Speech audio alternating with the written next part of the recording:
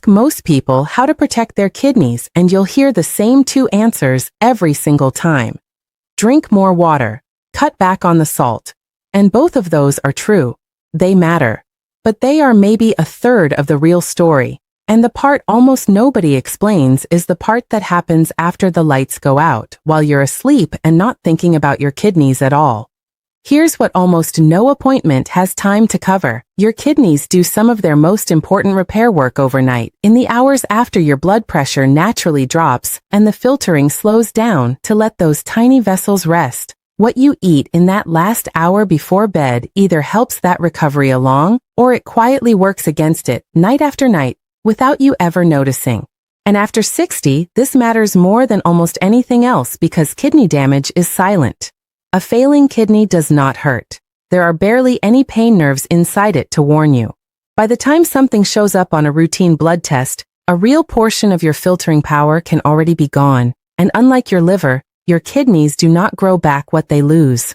Whatever nephrons you have left at 60 are largely the ones you're going to be living with for the rest of your life. I've spent years digging through the research on this exact question, talking with people managing kidney concerns, and watching this quiet problem sneak up on people who genuinely thought they were doing everything right. Eating clean, walking daily, taking their pills, and still watching their numbers slowly drift in the wrong direction.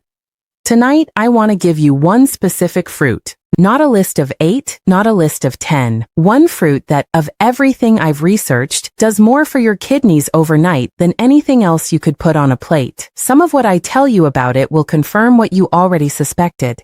And some of it is going to genuinely surprise you, including one very common mistake almost everyone makes with this fruit that quietly cancels out most of its benefit.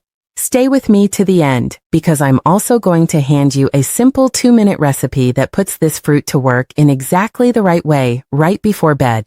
Before I give you the name of it, I want to say one thing directly to the person watching this who is a little bit scared. Maybe you just had a blood test come back with a number that worried you. Maybe someone in your family has been through kidney failure, and you've spent years quietly dreading that this might be your future too.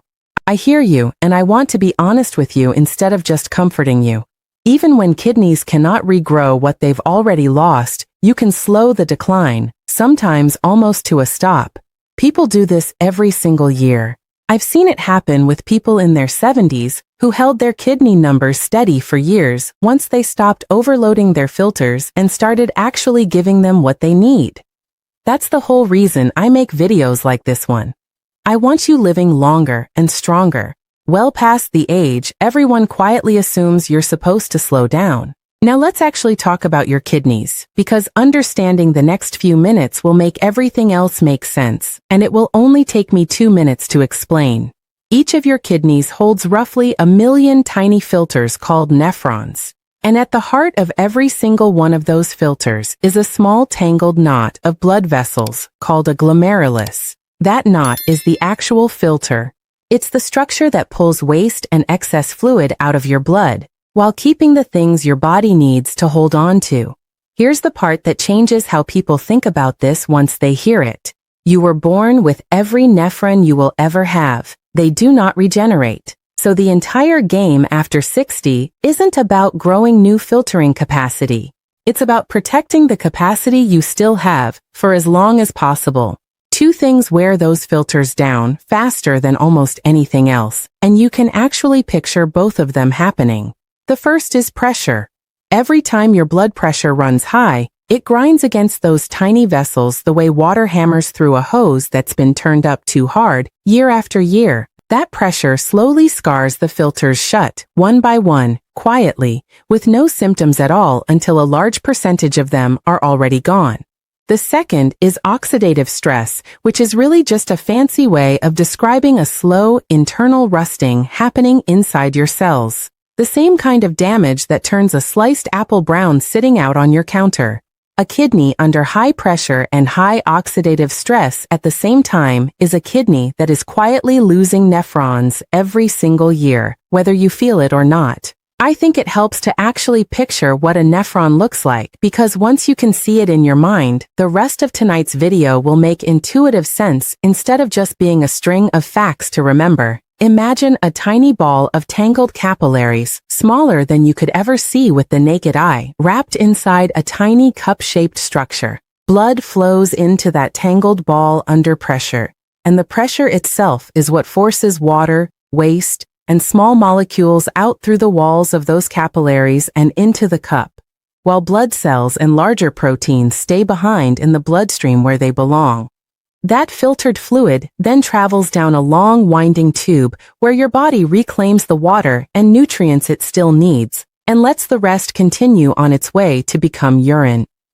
You have roughly 2 million of these tiny structures working around the clock, and every single one of them depends on a delicate, specific amount of pressure to do its job properly. Not too little, or filtering slows to a crawl. Not too much, or the delicate capillary walls begin to stretch, leak, and eventually scar over completely, taking that nephron out of service permanently. That's really the whole story of kidney aging in one image.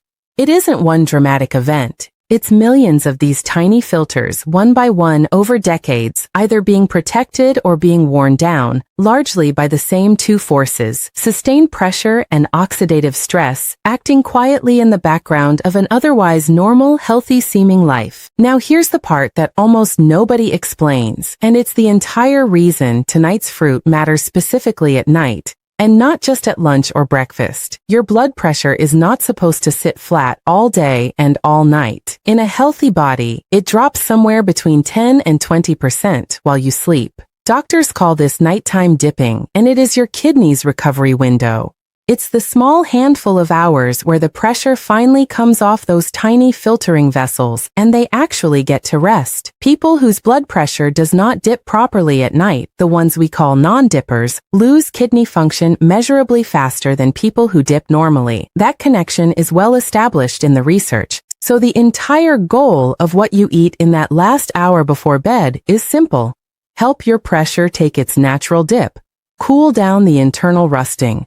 And do not hand your kidneys a fresh pile of extra work right as they're trying to power down for the night. So now let's talk about the fruit. The fruit I want to give you tonight is the tart cherry, not the sweet cherry you'd grab at a summer barbecue. The tart cherry, sometimes labeled sour cherry or Montmorency cherry, and the distinction between tart and sweet matters more than almost anything else I'm going to tell you tonight, so hold on to that thought. Here is why, out of every fruit I have researched for this exact purpose, tart cherries earn the #1 spot, and it comes down to one word most people never expect to hear in a kidney conversation: uric acid. Uric acid is a waste product that your kidneys are responsible for filtering out of your blood, and when it runs too high for too long, it does real measurable harm. It's the compound behind gout. It's one of the leading contributors to certain kinds of kidney stones. And elevated uric acid on its own, independent of other factors, has been linked to faster kidney decline over time. Tart cherries have been shown in research to lower uric acid levels in the blood. That is a direct, tangible favor to the exact organ that's stuck doing the filtering night after night for your entire life. But that's only half of why this fruit belongs specifically at bedtime, and not just somewhere in your daily diet. Tart cherries are one of the richest natural sources of melatonin found in any whole food. This is genuinely the sleep fruit. And I want you to remember what I explained a few minutes ago, because this is where it all connects. The same melatonin that helps you fall into a deeper, more stable sleep is also helping your blood pressure complete its full nighttime dip. And that dip, as we keep coming back to, is the kidney's recovery window. Lower uric acid levels and a deeper, more complete sleep from one small, unassuming fruit, eaten in the right window before bed. Nothing else on my research list does both of those two things at once, which is exactly why it earns the top spot tonight, instead of sharing the stage with 7 or 8 others. There's a third layer to this too, and it's the layer most videos on this topic skip entirely. Tart cherries are rich in anthocyanins and other polyphenols, the same broad family of antioxidant compounds found in blueberries and other dark red or purple fruits. These compounds directly target that internal rusting I described, the oxidative stress that slowly scars your filtering vessels. So while the uric acid and melatonin story is what makes tart cherries uniquely suited to the nighttime window specifically, the antioxidant story is what makes them genuinely valuable for kidney health in general, at any time of day. You're getting a fruit that does the general, everyday kidney protective work that a dozen other fruits also do, plus 2 additional benefits, uric acid reduction and melatonin, that almost nothing else brings to the table in the same combination. Now, here's the mistake, and this is the part I promised you at the very beginning, because it is genuinely the single most common way people undo most of this fruit's benefit without realizing it. Sweet cherries and tart cherries are not interchangeable, not even close, when it comes to what we're trying to accomplish tonight. Sweet cherries, the kind you'd eat by the handful at a picnic, are higher in sugar and carry a different, less favorable nutritional profile for this specific purpose. They do not carry anywhere near the same concentration of melatonin, and they haven't shown the same uric acid lowering effect in the research. If you walk into a grocery store, grab a bag of ordinary dark sweet cherries and eat them before bed thinking you're getting tonight's benefit, you are eating a perfectly fine fruit, but you are not getting the specific overnight kidney support I'm describing to you. The variety matters. Look specifically for tart cherries, sour cherries, or the Montmorency variety, whether fresh, frozen, dried without added sugar, or as a juice, and make sure the label says unsweetened or 100% tart cherry juice, not a cherry juice cocktail or cherry-flavored drink loaded with added sugar. That second mistake, grabbing a sweetened cherry juice cocktail, is just as common as grabbing the wrong variety of fresh cherries, and it does just as much damage to the whole point of this. A sugar-loaded juice cocktail marketed with a cherry on the label can absolutely work against your kidneys, even while you think you're doing them a favor. So here is exactly how to use tart cherries tonight, in a way that actually captures everything we just talked about. Half a cup to 1 cup of tart or sour cherries, or 4 to 8 ounces of unsweetened tart cherry juice, eaten or drunk 30 to 60 minutes before you go to bed.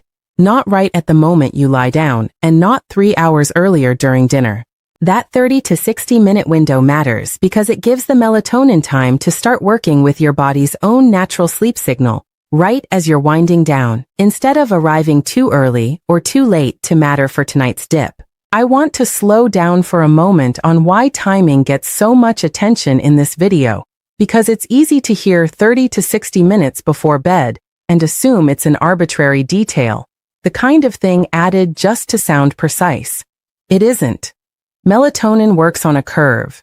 It rises, it peaks, and it falls, and your body is already running its own version of that curve every single night, tied to darkness and your internal clock. When you eat something that nudges that curve at the wrong moment, either too early, while you're still active and your body isn't ready to wind down, or too late, right as you're already drifting off, you miss the window where the extra melatonin actually reinforces what your body is trying to do naturally. 30 to 60 minutes before bed is close enough to your body's own rising curve that the two reinforce each other instead of working against each other. That's the difference between a fruit that quietly helps your nighttime blood pressure dip and a fruit that just happens to be eaten in the evening without doing much extra at all. It's also worth saying plainly that this isn't about eating a large amount. More is not better here. A cup of tart cherries is a meaningful, research-aligned portion. Doubling or tripling that portion doesn't double the benefit, and depending on your individual tolerance, a larger portion late at night can work against you simply by giving your digestive system more to process right as you're trying to wind down. Small, consistent, and well-timed beats, large and occasional, every time when we're talking about a nightly habit like this one. Now I want to walk you through something that I think will make all of this click into place, a way of imagining how this actually plays out for somebody in exactly your position. Picture someone in their early 70s. Active, careful about her diet. Someone who walks most mornings and has never smoked a day in her life. At a routine checkup, her doctor mentions that her kidney numbers have drifted slightly, not into dangerous territory, but enough to flag for monitoring. She's stunned because she genuinely thought she'd been doing everything right. What nobody had ever explained to her was the nighttime piece. Her evening routine for years had quietly involved a small bowl of ice cream or a handful of salty crackers while watching television before bed, right as her kidneys were trying to settle into their recovery window for the night. Imagine she swapped that nightly habit for a small bowl of tart cherries, unsweetened, 30 minutes before turning in. Nothing else changed. No new medication, no dramatic diet overhaul. Just that one nightly swap, done consistently, for months. The kind of realistic outcome you'd hope for isn't a miracle reversal, because kidneys don't regrow what they've lost. The realistic, meaningful outcome is that her numbers hold steady instead of continuing to drift, and her sleep genuinely improves along the way. For someone in their 70s, holding the line like that is a real win, and it's the kind of outcome that's actually consistent with what small, sustained dietary changes can do for kidney health over time. I want to be very honest with you about why I'm describing that as an illustration rather than telling you it's a specific real patient of mine, because I think you deserve that honesty rather than a story dressed up to sound more dramatic than it needs to be. The mechanism I've walked you through, the uric acid reduction, the melatonin and sleep connection, the antioxidant support, all of that is grounded in genuine research. But the way that plays out for any individual person depends enormously on their specific health situation, their current kidney function, their medications, and dozens of other factors that only their own doctor and their own blood work can account for. Which brings me to something I need to say clearly and directly, because I would be doing you a disservice if I didn't. Tart cherries, like most fruits, are relatively low in potassium and sodium, which makes them a reasonable choice for a lot of people thinking about kidney health. But reasonable in general terms is not the same as safe for every individual case. If you are living with a more advanced stage of chronic kidney disease, stage 4 or 5 specifically, or if you're on dialysis, your potassium limits may be tight enough that even a fruit considered generally low in potassium still needs to be counted carefully within a specific daily allowance that your kidney dietitian sets for you. And if you take blood thinning medication, I want you to know that there is some evidence of interactions between certain fruits in this same tart and sour family and blood thinners like warfarin. So that is absolutely a conversation to have with your pharmacist or your doctor before making tart cherries a nightly habit, not something to guess your way through. This isn't a treatment, it isn't a cure, and it is absolutely not a replacement for whatever your own doctor or kidney dietitian has already told you about your specific numbers. What this is one small, well-supported swap you can make in that last hour before bed, in place of something less kind to your kidneys, that lines up with real, documented research on uric acid, sleep, and oxidative stress. I also want to be direct about the warning signs that mean fruit isn't the answer anymore, and a doctor's visit is. If you notice swelling in your legs, your ankles, or around your eyes, if your urine looks foamy or bubbly in a way that's new, if you see blood in your urine, if the amount you're urinating drops off sharply, or if you're feeling a persistent pain in your back or your side, just below your ribs, those are not fruit problems.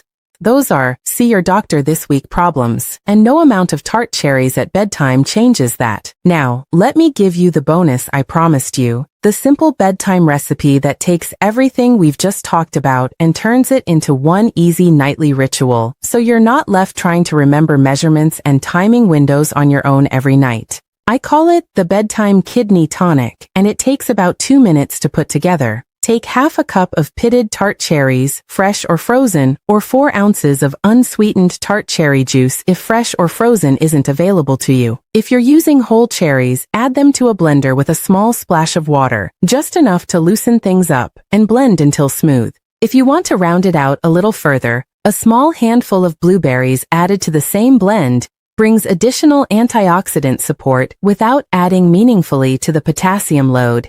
And a small shake of cinnamon on top adds a little warmth and a touch of natural sweetness without any added sugar at all. That's the whole recipe. No supplements. No complicated ingredient list you'd need to hunt down at 3 different stores. Just one real whole food, prepared simply, and consumed in the window that actually matters, 30 to 60 minutes before you turn in for the night. If blending isn't something you want to deal with every night, you don't have to. A small bowl of tart cherries eaten on their own, or with a spoonful of plain unsweetened yogurt, accomplishes essentially the same thing.